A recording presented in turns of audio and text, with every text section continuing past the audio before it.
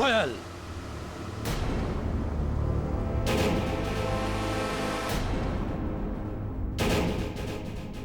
क्या बचपना है ये? मैं बच्ची नहीं हूँ अंकल, नहीं नहीं मैं बच्ची। मुझे अपनी जायदाद चाहिए अभी, राइट नाउ।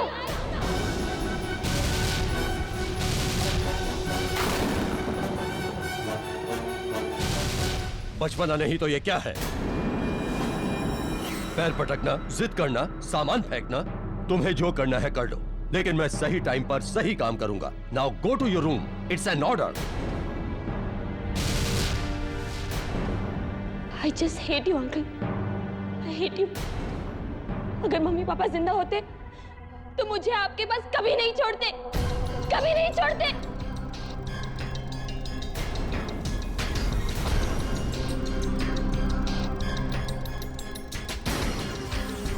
कर्नल साहब, कोयल अभी बच्ची है, उसकी बातों का बुरा मत मानिए। वो शायद नहीं जानती कि ये सब कुछ आप उसकी भलाई के लिए कर रहे हैं। मैंने तुम्हारी राय मांगी कोटियन। Sorry sir. ये मेरा और मेरी भतीजी के बीच का मामला है, तुम सब इससे दूर रहो, अंडरस्टैंड? जी सर। वो आपके सीए मिस्टर प्रजापति आपका इंतजार कर रहे हैं सर। मीटिंग टाइम से 6 मिनट पीछे है। यू सिविलियंस टाइम की वैल्यू नहीं जानते। Every second count, you understand? Go and send him. Mrs Gomes. Sir. 4:55 हो चुके हैं। ठीक 5 बजे मुझे मेरी चाय चाहिए, otherwise you will be fired. Sir.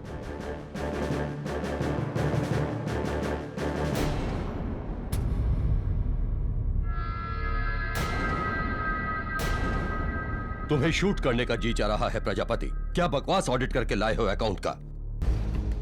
अरे तुमसे अच्छा सीए तो ये मेरा पीए है। कल सुबह 11:20 तक मुझे ये प्रॉपर ऑडिट चाहिए, अंडरस्टैंड? पक्का पक्का कर्नल साहब। वो कोयल अपनी जायदाद में से कुछ एडवांस मांग रही थी। मुझसे बिना पूछे कुछ मत दो उसे, नादान है वो, उसे कुछ समझ नहीं है।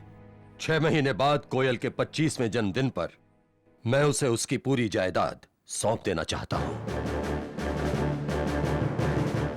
उसके पिता की वसीयत के मुताबिक सही समय पर। उसके बाद वो जैसा चाहे वैसा इस्तेमाल करे, मुझे उससे कोई मतलब नहीं होगा। अच्छी बात है कर्नल साहब, कोयल पे जायदाद का बोझ पड़ेगा। तुमसे राय पूछी? You can go now.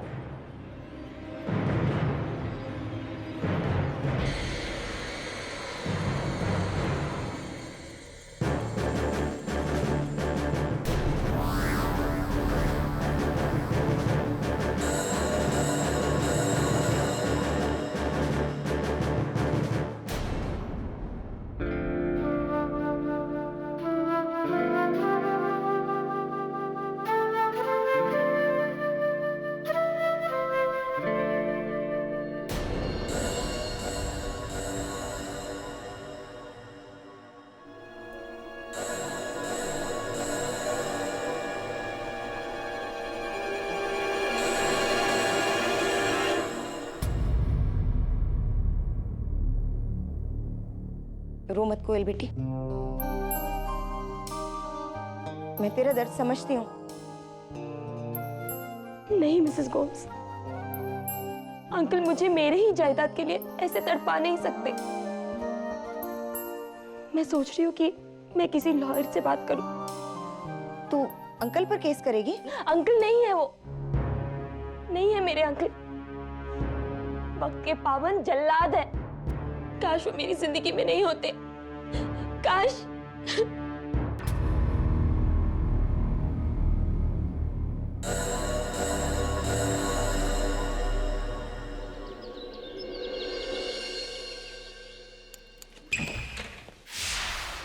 KD, मैं कोयल धनराजगीर। मेरे स्वर्गवासी माँ बाप मेरे नाम 90 करोड़ छोड़ गए थे और उस जायदाद के ट्रस्टी मेरे अंकल, मेरे ताया जी, रिटायर्ड कर्नल मानिक धनराजगीर है। वो बहुत सख्त है और मुझे अपने ही पैसों के लिए उनसे पूछना पड़ता है। That's not nice at all. Exactly. Mrs. Bilimoria, glass of cold water for her. She's very hyper. Best बैठिए. Thank you. हाँ, तो आपके अंकल कब तक आपके जायदाद के ट्रस्टी रहेंगे? मेरे 25 साल होने तक। वैसे किसी लड़की को उम्र पूछना अच्छा नहीं होता, लेकिन इस केस में तो पूछना पड़ेगा। कितनी उम्र है आपकी? 24 साल 6 महीने। 24 साल 6 महीने। जी। ठंडा पानी। तो क्या प्रॉब्लम है इसमें? 6 महीने इंतजार कर लीजिए, आपको आपकी जायदाद मिल जाएगी। मैं इतनी देर इंतजार नहीं कर सकती, मुझे वो पैसे अभी और अभी चाहिए। अगर 6 महीने बाद अगर मेरे अंकल ने इरादा बदल दिया तो मैं मुश्किल में आ सकती हूँ। मिस धनराजगीर, क्यों आपको ऐसा लगता है कि आपके ताया जी अपना इरादा बदल देंगे? वो मुझे नादान और नासमझ समझते हैं। खैर, आप ये बताइए, क्या आप मेरा केस लेंगे या नहीं? वरना मेरे पास और भी वकील है। देखिए, आप अगर समझदार हैं तो आपका केस तो मैं लूंगा ही। हाँ, बिल्कुल, मैं समझदार हूँ। You understand that? Yes, of course. आपको तो देखकर ही पता चल जाता है कि आप समझदार हैं। चलिए, तो मेरी एक सवाल जो मुझे कुछ दिनों से परेशान कर रहा है, उसका जवाब दे दीजिए प्लीज मुझे। एक बुजुर्ग थे, बिल्कुल आपकी ताया जी की तरह खड़ूस, और एक लड़की थी बड़ी प्यारी, बिल्कुल आपकी तरह। तो एक दिन बुजुर्ग ने लड़की से कहा कि बाजार जाओ और ऐसी कोई चीज लाओ जो इतनी बड़ी हो कि पूरा कमरा भर जाए, और इतनी छोटी भी हो कि जेब में फिट हो जाए। I can't find the answer. बताइए, आप समझ में आया कुछ? इतनी बड़ी चीज जो कमरा भर जाए जी। और इतनी छोटी जो जेब में आ जाए। जी। ये कैसा बचकाना सवाल है? मैं ये जवाब नहीं दूंगी। Okay, no problem. तो फिर मेरा जवाब सुन लीजिए। मुझे लगता है कि 90 करोड़ रुपयों के लिए 6 महीना इंतजार करने में कोई हर्ज नहीं, कोई बुराई नहीं। You should wait. मैं बच्ची नहीं हूँ जो सब सलाह देते रहते हैं। मैं इंतजार नहीं कर सकती। You got it? चाय, कॉफी? ओह वेल। वो वकील का आइडिया बेकार निकला। अब तुम्हें ही कुछ करना पड़ेगा नयन, तुम्हें ही कुछ करना पड़ेगा, समझे? तुम्हें पता है ना, मैं 6 महीनों तक इंतजार नहीं कर सकती। ठीक है, तुम्हारे अंकल को मैं संभाल लूंगा।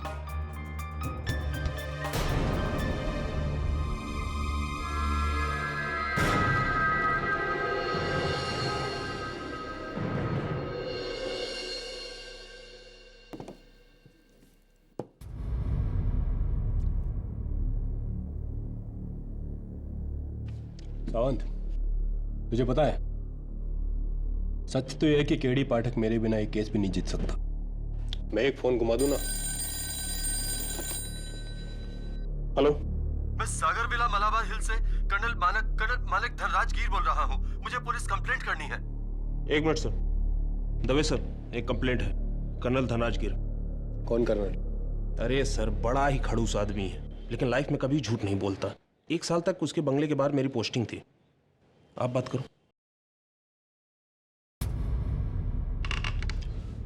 हेलो, मेरी भतीजी कोयल मुझे मारना चाहती है। Help help. लेकिन आप, हेलो हेलो, चल सावंत।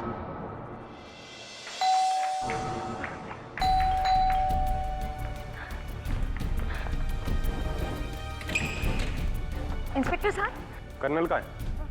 ऊपर कमरे में वहाँ एक आदमी है, मैंने उसे बंद करके रखा है। अब जल्दी चलिए प्लीज। चलो।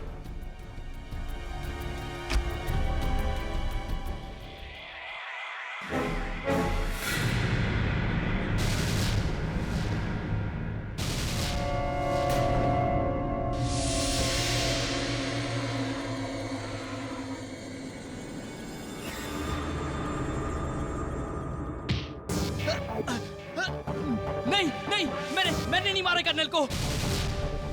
मैंने कुछ नहीं किया है, मैंने कुछ नहीं किया।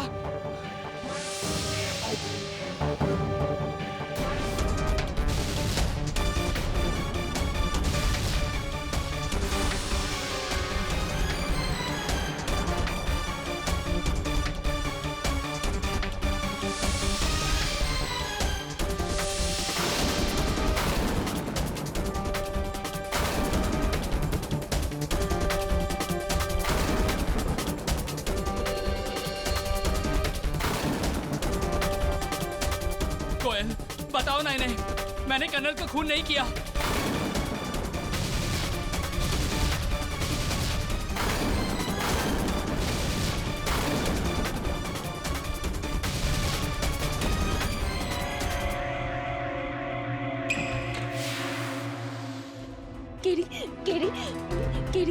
Kerry, you only can help me, please help me. मेरे अंकल का मर्डर हो गया और उसका इल्जाम मेरी नयन पर, मेरी दोस्त नयन पर है. Please, only you can help me. I will. Calm down. Sit down. No, you listen to me. You can only help me. अगर उसे कुछ हुआ ना, मैं जीती जी मर जाऊंगी. कुछ नहीं होगा. मैं मर जाऊंगी. Calm down. I'll die. Nothing will happen. Calm down. No, you listen to me. Help me, please. Mrs. Bimore, Please, no, Kerry, listen to me. You have to help me.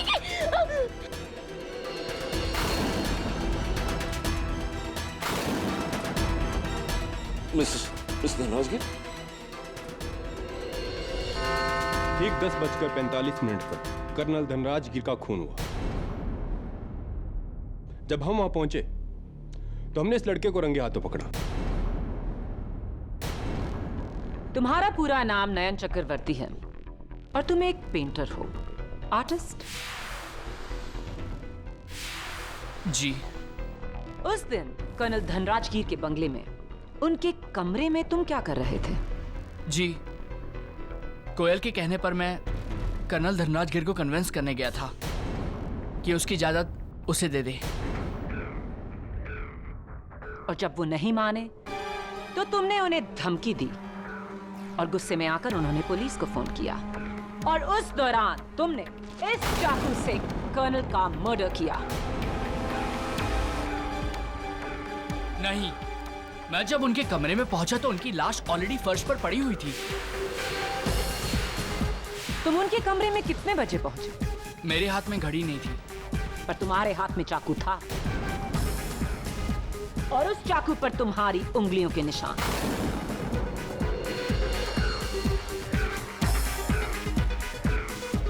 वो इसलिए क्योंकि मुझे लगा कि वो जिंदा हैं। इसीलिए मैंने चाकू निकालने की कोशिश करी और मेरे उंगलियों के निशान। या तो तुम हमें बेवकूफ समझते हो या फिर खुद बेवकूफ हो जो कत्ल के औजार पर अपनी उंगलियों के निशान छोड़ोगे। और उस हथियार के साथ तुम्हें देखा मिसेस गोम्स ने, उस घर की हाउसकीपर। जब कमरे में आई तो मैंने इस लड़के को कर्नल की लाश के ऊपर चाकू पकड़े हुए देखा था।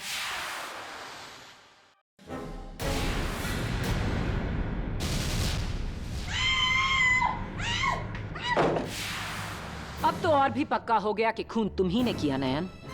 योर ऑनर, इस केस में एक अहम सच ये है कि कर्नल साहब का कत्ल सुबह ठीक 10:45 पर हुआ। नयन उस कमरे में एग्जैक्टली कितने बजे गया, ये ना तो नयन को खबर है ना ही मिसेस गोम्स को। Time is of essence in this case. इसीलिए योर ऑनर, कातिल तक पहुंचने के लिए हमें यह पता लगाना बहुत जरूरी है कि कौन कौन उस कमरे में कितने बजे गया।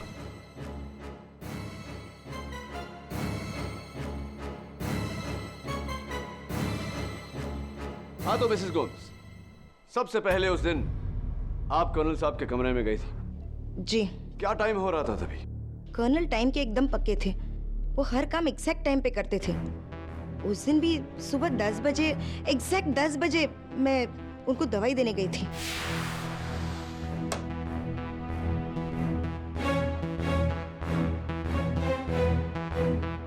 सर, मेडिसिन का टाइम हो गया।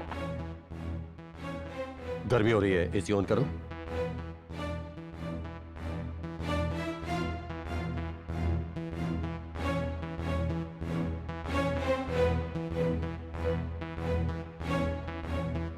मिसेस गोम्स, अगर ये आर्मी होती तो मैं आपका कोर्ट मार्शल कर देता। आप मेरी एम्प्लॉय होकर उस लड़की का साथ दे रही हैं। सर, कोयल मेरी बच्ची जैसी है। उसके जायदाद का पैसा उसके पेरेंट्स और मेरे पुराने एम्प्लॉयज का है। आपका कोई हक नहीं बनता कि... मिसेस गोम्स, अपनी औकात से ऊंचा बोलने की हिम्मत मत कीजिए। तुम कोयल की मां नहीं, उसकी दाई हो दाई।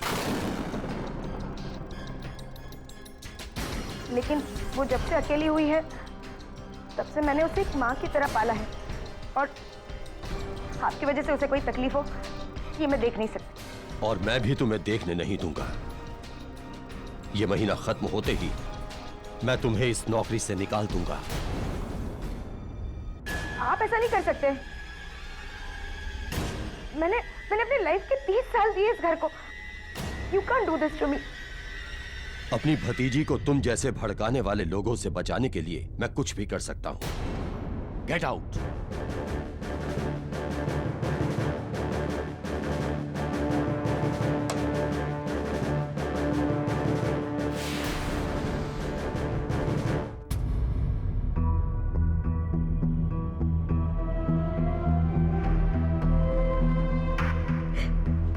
Thank you.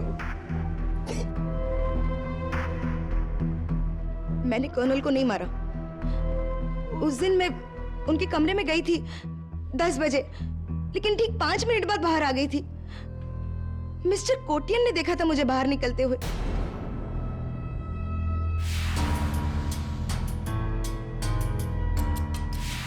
Yes your honour, Mrs Gomes बिल्कुल सच बोल रही है। मैं कर्नल साहब के ऑर्डर के अनुसार रोज 10:05 पर उन्हें उनके अपॉइंटमेंट की लिस्ट देता था। कम इन।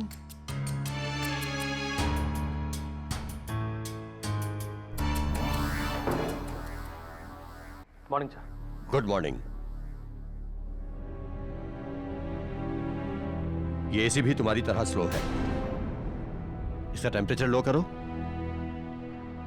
जी सर।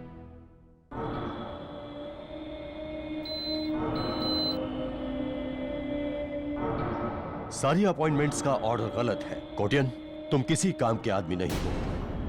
टाइम की वैल्यू नहीं है तुम्हें। Every second counts. Understand? Yes sir. मेरा निकम्मा सीए प्रजापति आने वाला था। आया क्या? जी अभी तक तो नहीं। अरे तो फोन लगा उसे। अगर आज भी वो लेट आया ना तो उसकी नौकरी तो गई। I will throw him out. जी सर, अभी लगा था उसका।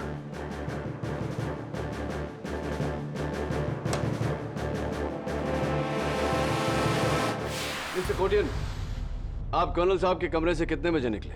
जी ठीक 10:11 पर। क्या बात है, टाइम तो बहुत अच्छी तरह याद है आपको। जी। एनीवे, आपके बाद कौन गया था उस कमरे में? जी चार्टर्ड अकाउंटेंट साहब, मिस्टर प्रजापति, ठीक 10:15 पर।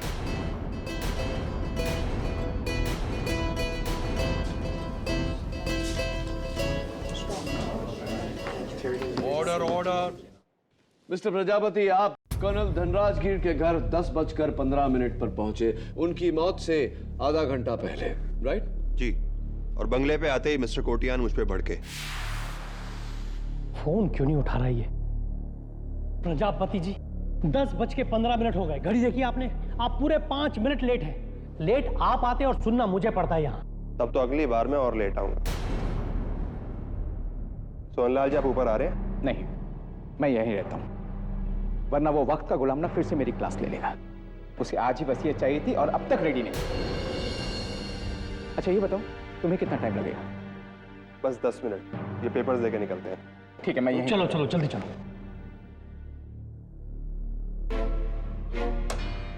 एक्सक्यूज मी कर्नल साहब, मिस्टर प्रजापति से भेजो।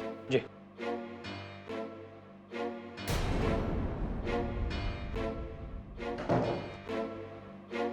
लेट आने के लिए I am so sorry sir. वो ट्रैफिक। ऑडिट रिवर्क किया? लाओ।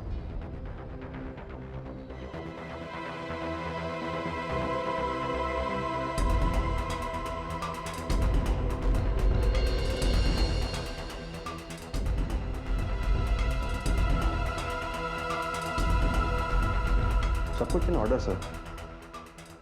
ठीक है, इसकी 4 कॉपीज करवाकर कल इनकम टैक्स ऑफिस में ठीक 2:20 पर मुझे मिलो। 1 मिनट भी लेट मत करना, ओके? सर आप कुछ परेशान लग रहे हैं। This is none of your business. तुम जा सकते हो। ये एडवोकेट सोहनलाल तुम्हारे साथ आया है? जी नीचे है। तो गधा नीचे क्या कर रहा है? भेजो उसे ऊपर। जी सर।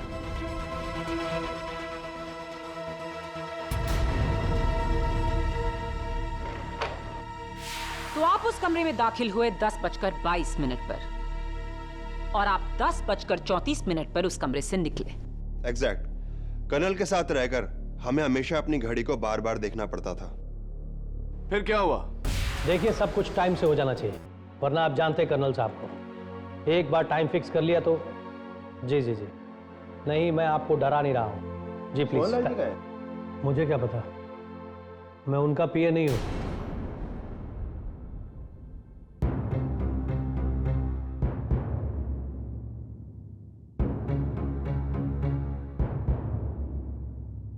अरे सोनलाल जी, कहाँ थे आप? हाँ, वो वॉशरूम में था। कर्नल आपको ऊपर बुला रहे हैं। कर्नल साहब? ठीक है, मैं जाके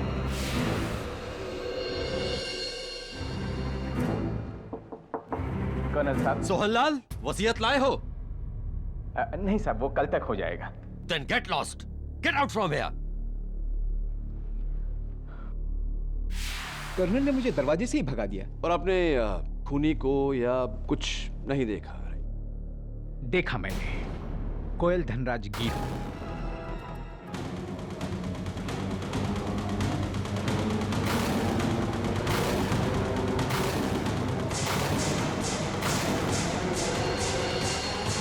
मिस धनराज गिर, आप अपने अंकल के कमरे में सुबह कितने बजे गई थी? जी 10:35 पर। 10:35 पर? जी। इतने यकीन से आप कैसे कह सकती हैं? दीवार की घड़ी पर यही टाइम था। यानी कि खून होने से सिर्फ 10 मिनट पहले। 10:35 हुए हैं। ठीक 2 मिनट में अपनी बात पूरी करो और जाओ यहां से। I am very busy. और हाँ, एसी का टेम्परेचर लो करो, बहुत गर्मी हो रही है।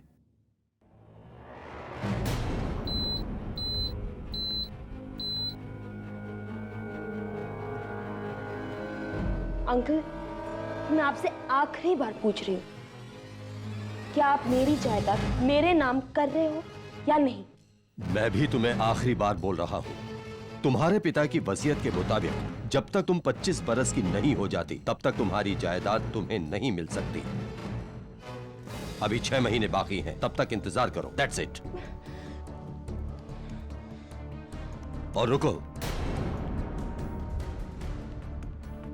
ये फोटो देखती जाओ। ये कैप्टन रघुवीर सिंह है, अच्छी फैमिली से बिलोंग करता है, संस्कारी लड़का है। 6 महीने बाद तुम्हारी शादी मैं इससे करने वाला हूं। पर अंकल। मुझ पर भरोसा रखो कोयल, तुम अपना अच्छा बुरा नहीं समझती। मैं जो कुछ भी करूंगा ठीक करूंगा। 2 मिनट हो गए, you can go now.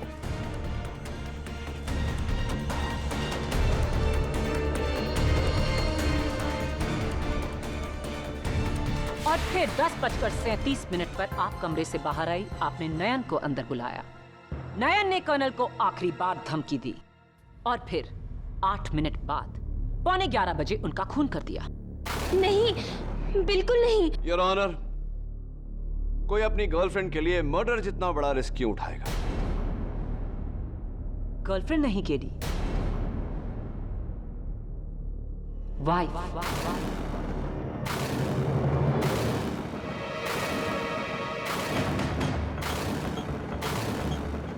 Your honour, कोई अपनी गर्लफ्रेंड के लिए मर्डर जितना बड़ा रिस्क क्यों उठाएगा?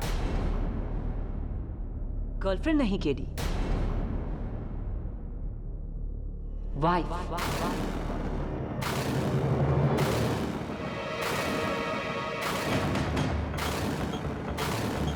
ये है कोयल धनराज गिर और नयन का मैरिज सर्टिफिकेट जो हमें फैमिली कोर्ट से मिला है।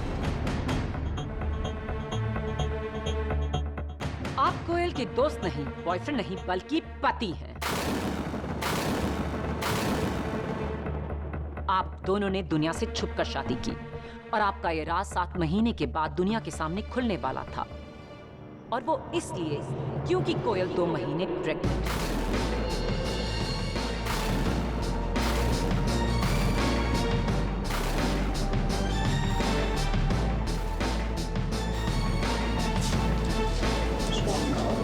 Silence in the court, please.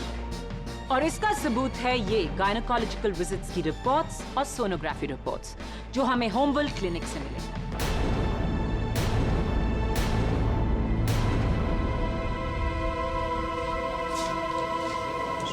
Your honour, अब मेरी समझ में आया कि क्यों कोयल 6 महीने भी इंतजार नहीं कर सकती थी। कोयल को डर था कि अगर उसके अंकल को उसकी शादी या प्रेगनेंसी के बारे में पता चल गया तो वो उसे जायदाद से बेदखल कर देंगे। कोयल के पिता की वसीयत के मुताबिक अगर कोयल ऐसी कोई हरकत करती है जिससे कर्नल को गहरा एतराज हो तो वो उस जायदाद को 5 साल और अपने कब्जे में रख सकते हैं।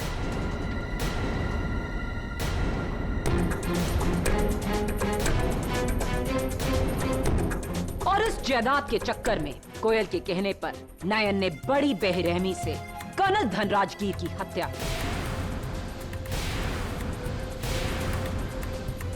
ताकि उसके बाद सारी जायदाद कोयल की यानी कि नयन की हो जाए।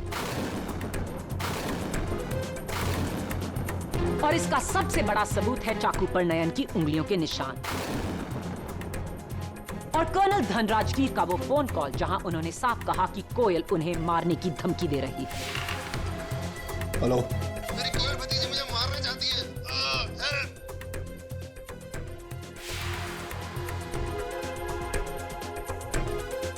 It's a crystal clear motive and a crystal clear case, Your Honor. नयन के साथ कोयल को भी हिरासत में लिया जाए।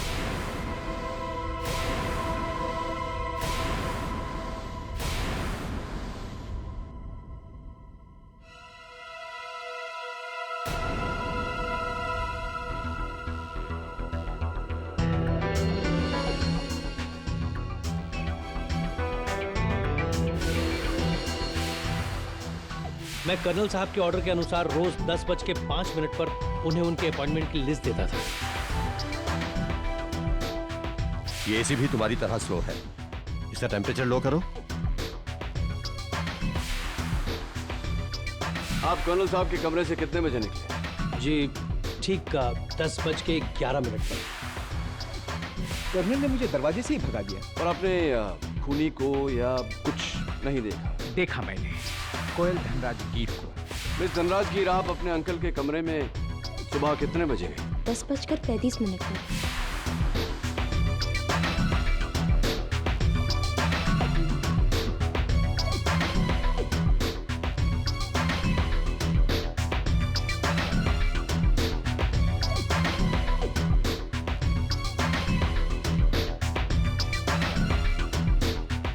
एसी का टेम्परेचर लो करो, बहुत गर्मी हो रही है।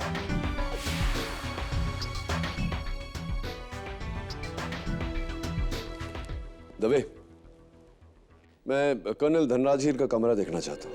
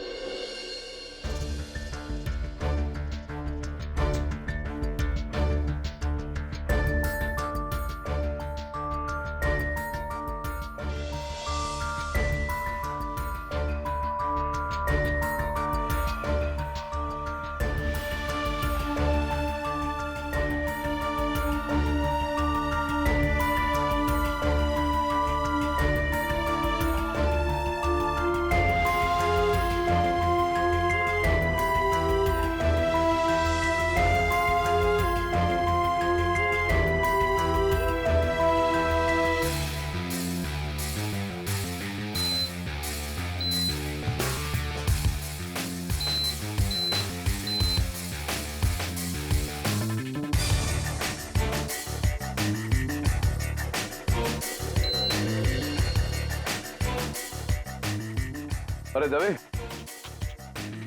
पुलिस स्टेशन में जब कर्नल साहब का फोन आया था तो फोन तुमने उठाया था किसी और ने? सावंत ने। वो साहब, मैंने ठीक 11:15 बजे से पहले फोन कॉल उठाया था और मैंने सुना कि हवलदार सावंत, ऐसा भी तो हो सकता है कि वो आवाज जो तुमने सुनी वो कर्नल धनराजगीर की नहीं थी, किसी और की थी। 100% कर्नल की आवाज थी सर। मैं उनके पास 1 साल काम कर चुका हूँ। यूं ही थोड़ी ना पुलिस में भर्ती हूँ सर। मेरे कान बहुत तेज हैं। Well done. और फिर आपने फोन इंस्पेक्टर दवे के हाथों में दिया। Yes. Inspector Dave, colonel Dhanrajgir ने आपको फोन पे कहा कि मेरी भतीजी मुझे मारना चाहती है। जी। कुछ देर के लिए अगर मान लें कि नयन उन्हें मार रहा था, तो उन्हें नयन का नाम लेना चाहिए था, राइट? ऐसा क्यों नहीं किया उन्होंने? क्योंकि वो नयन को जानते नहीं होंगे। लेकिन कोई और संकेत दे सकते थे। ये कह सकते थे कि मेरी भतीजी मुझे मरवाना चाहती है, क्योंकि उन्हें कोई और यानी कि एक मर्द मार रहा था। तो कोई और संकेत दे सकते थे, क्यों नहीं दिया? मरता हुआ आदमी हर डिटेल पे ध्यान थोड़ी देगा। मरता हुआ आदमी डिटेल पे ध्यान नहीं देगा। ओके। पते की बात यह है कि कर्नल धनराजगीर ने मरते समय कोयल का नाम लिया। इंस्पेक्टर दवे, एक बहुत पुरानी कहावत है, मरते समय इंसान झूठ नहीं बोलता। तुम तो मेरी भाषा बोल रहे हो KD. Koyal is guilty. Absolutely not, prosecutor साहिबा। कर्नल साहब ने फोन पर जो बात कही थी कि मेरी भतीजी मुझे मारना चाहती है, ये आपके नजरिए से सच है, लेकिन मेरे नजरिए से झूठ। मिस धनराजगीर ने कर्नल साहब को न मारा है न मरवाया है। तो फिर उन्होंने कोयल का नाम क्यों लिया? ये बात तो मैं भी सोच रहा हूँ। कर्नल साहब ने जब पुलिस स्टेशन फोन किया तो सबसे पहले उनकी बात हवलदार सावंत से हुई, जिनको उन्होंने अपना नाम और पता बताया। ये बात तो सच थी, लेकिन जब दवे से बात हुई तो उन्होंने कहा कि मेरी भतीजी मुझे मारना चाहती है। ये बात झूठ थी।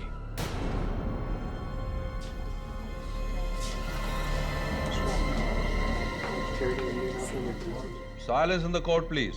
एक ही बात में, योर ऑनर, आधा सच आधा झूठ। मेरी थियरी के अनुसार वो एक नहीं दो आवाजें थी, दो इंसान थे। पहली आवाज कर्नल की, जब उन्होंने हवलदार सावंत से बात की और हवलदार ने उनकी आवाज को पहचाना। लेकिन जब दवे ने फोन पर बात की, तब वो आवाज कर्नल साहब की थी ही नहीं, किसी और की थी।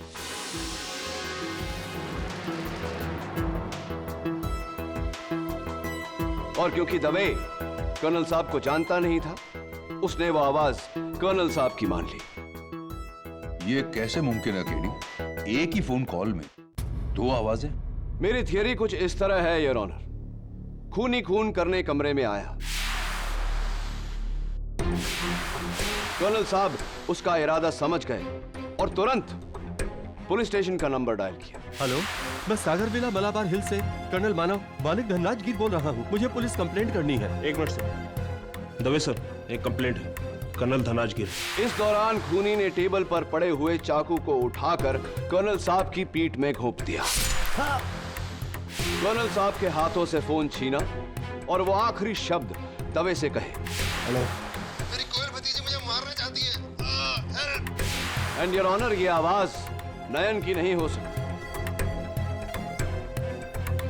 वो भला अपनी पत्नी को क्यों फंसाएगा? ये आवाज किसी और की थी, जिसने हम सबको धोखा दिया,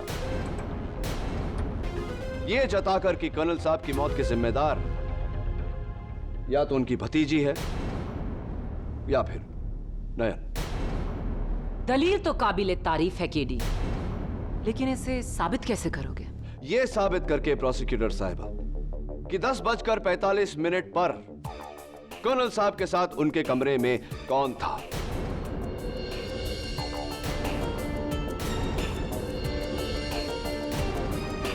एडवोकेट सोहनलाल या पीए कोटियान, सीए प्रजापति या फिर Mrs Gomes.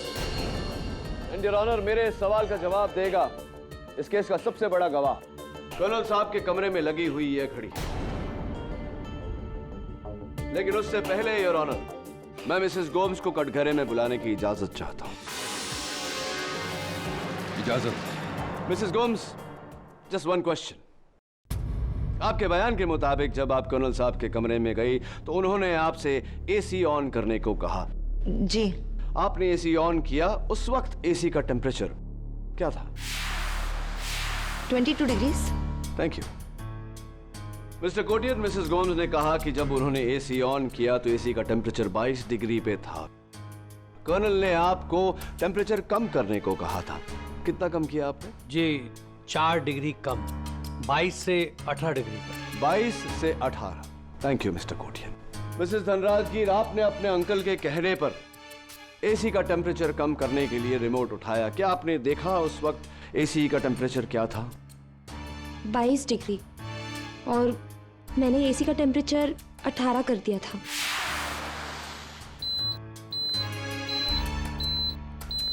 Interesting miss Dhanrajgir, extremely interesting. अगर आपने टेम्परेचर 22 से 18 डिग्री किया तो मिस्टर कोटियन ने क्या किया था?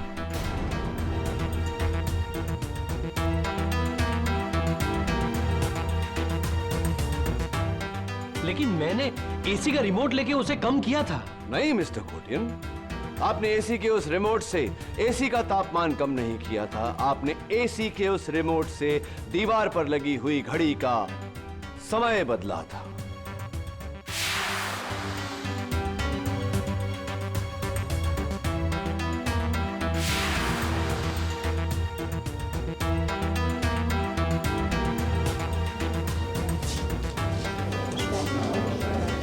Order order.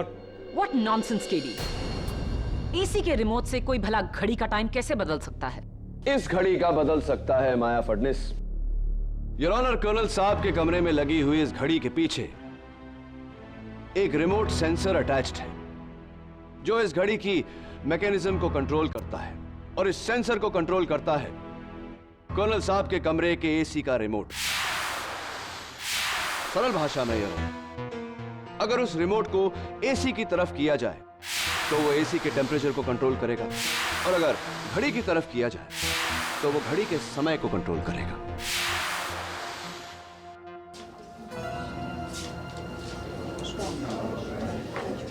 Silence in the court please.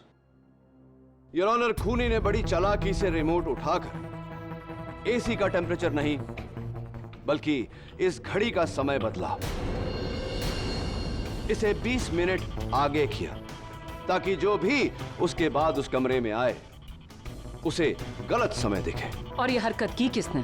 उसी ने प्रोसिक्यूटर साहिबा जिसने इस घड़ी के साथ टैंपरिंग की। उसी ने योर ऑनर जिसके उंगलियों के निशान फॉरेंसिक्स को इस घड़ी के पीछे लगे सेंसर पर मिले। पीए मिस्टर दिलीप कोटिया।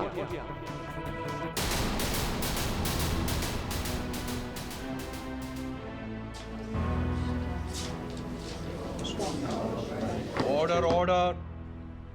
हाँ, मैंने ही घर की सारी घड़ियों का टाइम बदला था,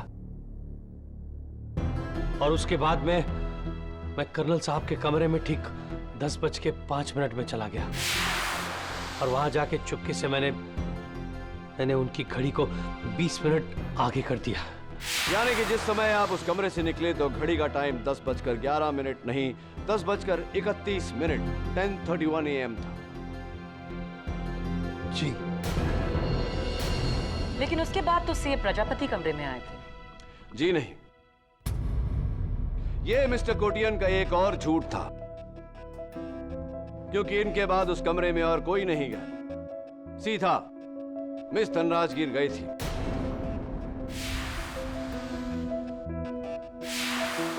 Is that correct, mister Kotian? जी। और फिर मिस धनराजगीर 2 मिनट बाद उस कमरे से बाहर निकली। नकली टाइम 10:37, असली टाइम 10:17 10:17 AM। और कोयल के बाद कमरे में कौन आया था? कोयल के वहां से जाने के बाद सीए प्रजापति वहां आए, और उनके बाद एडवोकेट सोहनलाल जो कमरे में आए बिना वहां से चले गए। यही सीक्वेंस था ना मिस्टर कोटियन? बिल्कुल वैसा ही जैसा आपने प्लान किया था। जी, लेकिन ये सारा प्लान मेरा नहीं था। मैंने कर्नल साहब को नहीं मारा है, कर्नल साहब को मारा है उसने।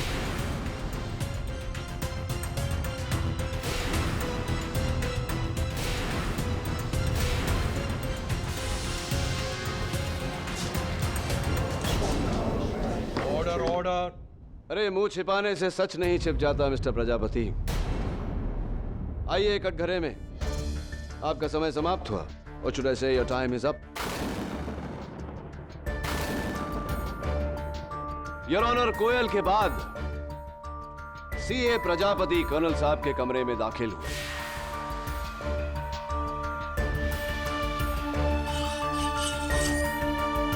हेलो, मैं सागर विला मलाबार हिल से कर्नल मानिक धनराज गिर बोल रहा हूँ। मुझे पुलिस कंप्लेंट करनी है। मेरी कोयल भतीजी मुझे मारना चाहती है।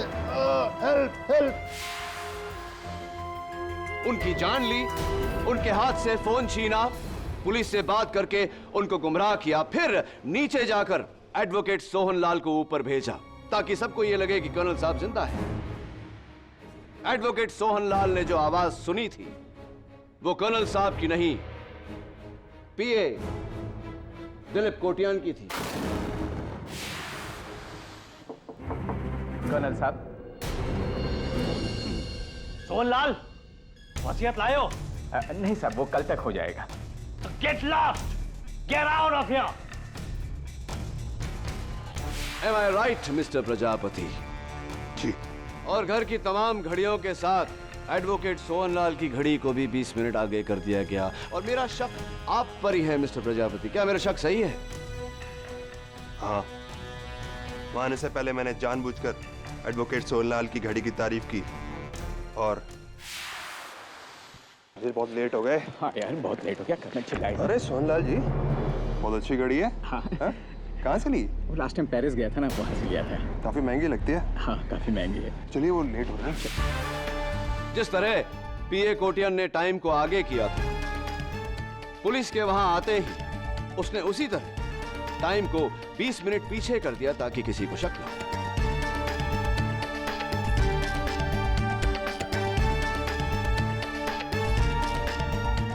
पीए साहब, सीए साहब, कत्ल आपने किया, ये तो अदालत जान चुकी है। अब कत्ल क्यों किया ये आप बताएंगे या मैं बताऊं अदालत को?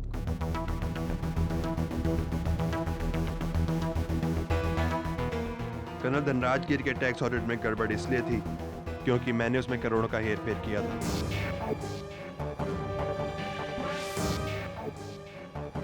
इसलिए मैंने कोटियान को पैसों का लालच देके उसे इस प्लान में शामिल किया। हम दोनों ने ही कमरे की घड़ी का टाइम बढ़ाया ताकि कोयल को लगे कि वो 10:35 पर कर्नल से मिली।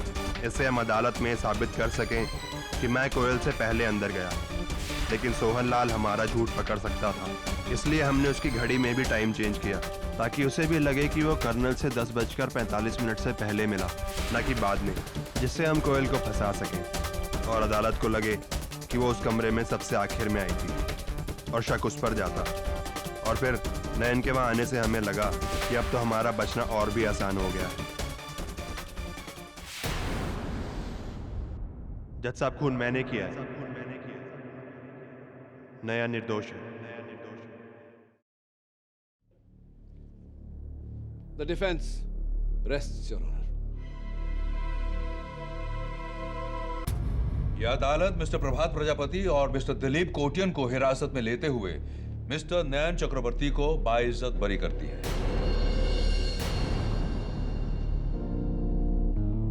The case is closed.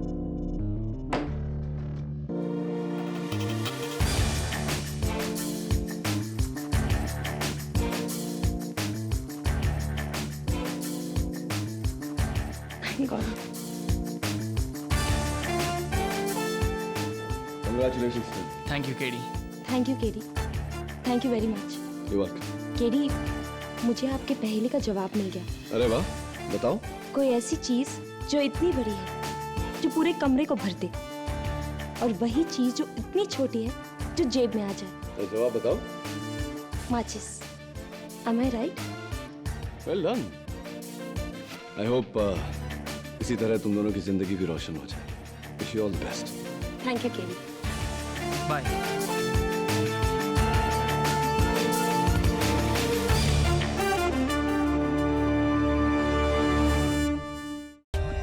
For more updates, subscribe to our channel, click the show links and enjoy watching the videos.